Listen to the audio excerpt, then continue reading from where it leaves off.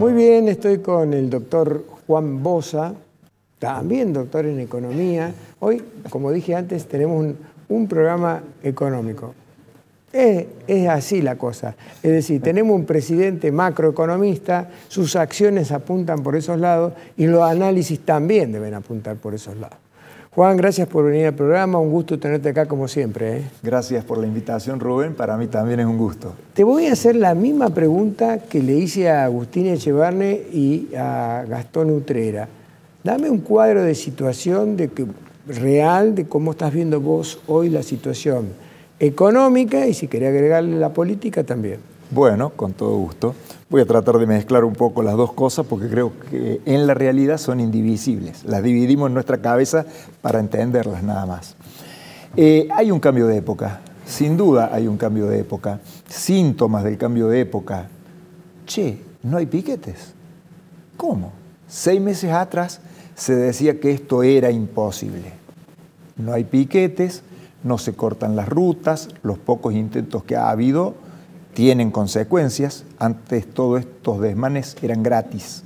Sin ir más lejos, hoy leímos que al delegado de ATE Córdoba hay un fiscal que, bueno, lo está acusando de, no recuerdo en este momento exactamente la denominación del delito, ¿verdad? Pero fue por todo esto de intentar opacar la visita del presidente aquí a la ciudad de Córdoba el 25 de mayo. Todos estos desmanes que hubo en la ruta hacia el aeropuerto y después también en el centro de la ciudad, en las inmediaciones del Cabildo, bueno, ya no salen gratis estas barbaridades. De nuevo, otro síntoma del cambio de época. Che, la inflación cada vez está más baja. Escuchaba recién que Gastón considera que va a converger hacia el 2%, pero hasta hace pocas semanas esto parecía imposible para la gran mayoría de los analistas. Es decir, por ejemplo, hemos sabido en el día de ayer que la Corte Suprema de Justicia echó por tierra con el fallo que absolvía a Cristóbal López y a Fabián de Sousa, ¿verdad? Por el tema de que se quedaban con el dinero del impuesto a los combustibles líquidos, que era una montaña de dinero, y parecía que habían zafado. Bueno, no han zafado. Bueno, como esto podríamos seguir dando ejemplos de distinta índole de que hay algo diferente en nuestra sociedad. Creo que esto no es algo casual y creo que no es algo que surgió a partir de que Milei fue electo. Yo pienso que es exactamente al revés. Creo que en silencio, de una manera gradual, la sociedad argentina ya hace más o menos 15 años atrás empezó a madurar y a entender que había un verso con el cual nos venían intoxicando desde hacía décadas, que era el verso de que, mira, vos sos un pobrecito, sos desvalido, vos no podés por vos mismo valerte, ni vos ni tu familia. Dame tu dignidad y yo, Estado, te voy a solucionar la vida. Perdóname la interrupción. Sí. Cualquier analista político, escuchándote lo que decís, que desde hace 15 años la sociedad empezó a girar, a madurar, a darse cuenta, pero es la misma sociedad que no le perdonó algunos errores a Macri y la votó a Cristina. Ganaron por una mayoría amplísima. Así es, porque todo proceso tiene marchas y contramarchas. Lo que importa, particularmente en los procesos de largo plazo y de alta complejidad, como es el proceso de la maduración de una sociedad, que ya somos cercanos a 50 millones de personas, son procesos que necesariamente tienen idas y vueltas, marchas y contramarchas. Lo importante es observar cuál es la tendencia de largo. O sea que el cambio que vota a Milei, vos considerás que no fue por la mala performance de Cristina Alberto Fernández, sino porque ya algo que venía madurando de antes. La mala performance de Cristina y Alberto ayudó a que eso se afirmara más. Por eso es la diferencia de votos entre porque los dos son en segunda vuelta, ¿no es cierto? La diferencia entre Scioli y Macri, 1,5 puntos, y la diferencia ahora, 12 puntos. ¿Te das cuenta? Eso solito, para medirlo cuantitativamente, nos marca cómo fue evolucionando. Felizmente, porque somos una sociedad que hoy, por ejemplo, estamos festejando, estamos cumpliendo 55 años del Cordobazo. Ah, claro. Claro. Y felizmente ya, nadie se acuerda, no hay festejo, ¿no? ¿Te das cuenta? Es un cambio de época importante y lo podemos ver en muchos aspectos. Felizmente esto se da en paz, creo que esa paz cada vez va a ser mayor, y esto entonces, bueno, es el marco general dentro del cual, para ya ir a lo estrictamente coyuntural de esta semana, en ese marco de una sociedad que está concretando un cambio de época todavía incipiente, al cual le faltan muchos años por delante para que se afiance, pero estamos en el inicio de una época nueva, y en ese marco tenemos coyunturalmente, puntualmente, la situación de una crisis de gabinete. Una crisis de gabinete donde una persona que es amigo, según parece, amigo entrañable y de años del presidente, bueno, parece ser que su desempeño no ha sido lo esperado, diríamos, estuvo lejos de lo esperado, y es sustituido el ingeniero Pose por el señor Guillermo Francos, que entonces ahora, por primera vez en la historia de este país, no hay Ministerio del Interior, tenemos una Secretaría del Interior que reporta, que era el segundo del Ministerio, ¿no es cierto? Y el ministro Guillermo Francos ahora es ministro coordinador. Está bien. Vamos a los datos económicos, Juan. Sí, porque lo que estás comentando, vos viste que hoy está en la tapa de todos los diarios, así que no, bueno, se supone que la gente lee los diarios y se informa de todo bien, eso. Okay. Te quería preguntar sobre el tema de los pasivos remunerados del Banco Central, porque según conversabas vos con Gastón Utrera, esto se podría dar en los últimos días de junio o en la primera semana de julio. Si eso se diera, la pregunta sería, ¿se podría adelantar el levantamiento del cepo para que comiencen a ingresar las inversiones o no tiene nada que ver? A ver, ni calvo ni con tres pelucas, ni un extremo ni el otro. Milei siempre dijo en la campaña que él necesitaba entre 9 y 24 meses para dolarizar. Es cierto. Eso fue clarito, se cansó de decirlo. Entonces, ¿cuál es la situación ahora? Las cosas están saliendo muy bien, mucho mejor de lo que era esperable el 10 de diciembre. O que él astutamente anunció también, ¿no? Bueno, pero a ver, pero cualquiera... Es una estrategia, decir, esto va a tardar un año y ahí sabe que a los 6 meses lo va a tener solucionado. Claro, pero a lo mejor, yo no creo que él lo pueda solucionar tan rápido, porque él necesita acopiar reservas, salvo que consiga el préstamo del Fondo Monetario. Pero yo creo que él no lo quiere, y particularmente a mí me parece que no nos conviene. Claro, sí. Entre otras razones, que lo hablábamos con Gastón Utrera antes de ingresar a tu programa, porque en el Fondo Monetario no entienden la economía de Argentina y no entienden a los mejores economistas de este país. El Fondo Monetario lo arruinó al plan de Cavallo a finales del 2001. Y el plan de Cavallo estaba perfectamente orientado y lo arruinó Horst Köhler, que era el presidente del Fondo Monetario. ¿Por qué lo arruinó? Y porque no le terminaron de dar el tramo final que estaba comprometido. Sí. Estaba comprometido y se lo negaron. Sí. Recordemos, es decir, coadyuvaron el golpe de Estado que habían pergeñado Duhalde y Alfonsín, financiado por quienes ya sabemos que debían en conjunto las dos corporaciones de Argentina 5.200, casi 5.300 millones de dólares de aquella época. Está claro, o sea, bueno.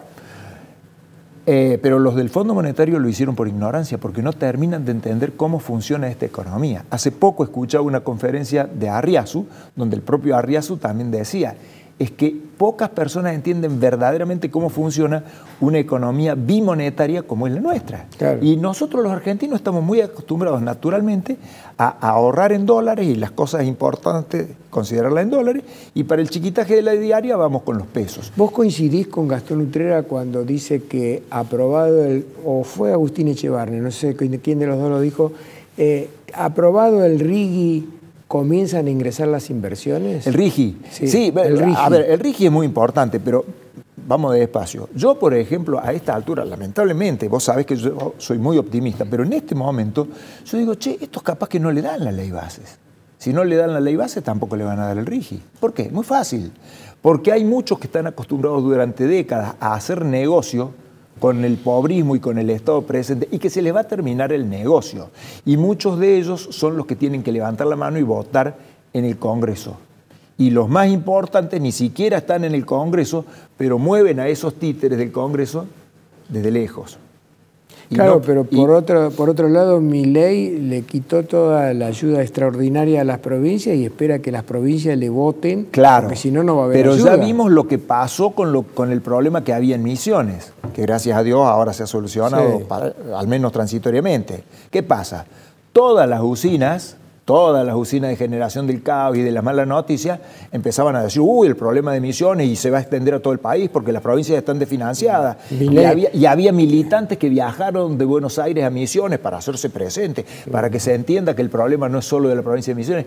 A ver, ¿qué es lo que hace falta? De nuevo, un diciembre del 2001. Claro. Como lo sacaron a De la Rúa, querrían sacarlo a Milei. La diferencia es, punto uno, el país hoy es mucho más consciente de la realidad sociopolítica de lo que era aquella sociedad que veníamos de los opulentos años 90. Y Milei no es De la Rúa. Y Milei no es De la Rúa, especialmente por carácter y también por conocimiento de economía, pero especialmente por carácter. Pero hay otra cosa muy importante acá, y es que si no salen estas leyes que estamos diciendo, ¿no? El RIGI, la ley de bases, si no se termina de aprobar el DNU, ¿qué es lo que nos espera?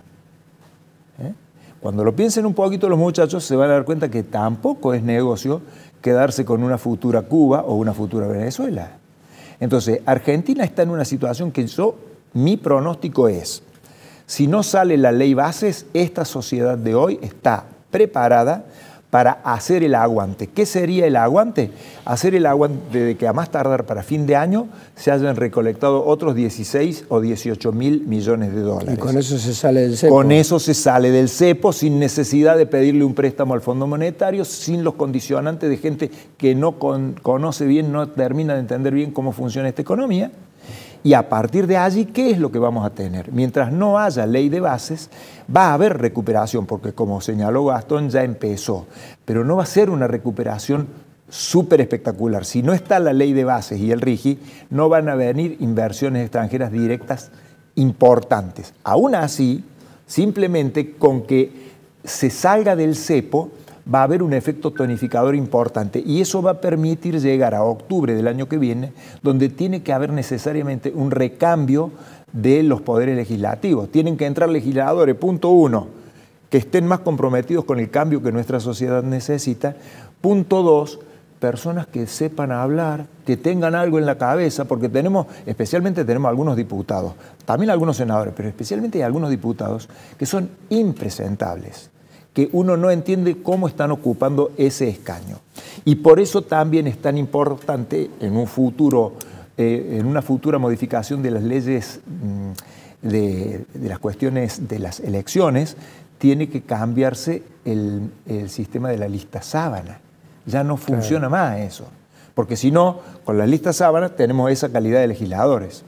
Entonces, en resumen...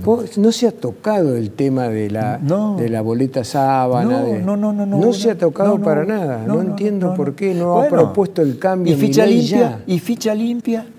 Pero es que si Milei lo propone ahora, con esta calaña de legisladores que tenemos, no van a salir. Es decir, que vos crees que lo va a proponer después de octubre del año que viene. Claro, a mí me da la impresión que el trazo grueso del plan de este gobierno es, bueno, si vamos a fondo con el cambio económico que ya está consolidándose, porque esto del superávit fiscal está bien, será desprolijo, habrá muchísimas cosas que se podrían discutir, pero el 10 de diciembre nadie lo creía. Y hoy que es realidad, los que todavía siguen resistiéndose cada vez encuentran más difícil explicar el sí pero. Está bien. Hace un paréntesis. Sí. Ahí me enseña que nos queda 30 segundos. Okay. Y a mí me gustaría que vos los utilizaras para explicarle a los televidentes por qué sos optimista. Bueno, soy optimista porque yo, digamos, particularmente a mí estos temas me interesan desde que tenía 11 años de edad. Yo tenía 11 años cuando sucedió el Cordobazo. Te podría contar pilas de anécdotas que recuerdo de aquel momento.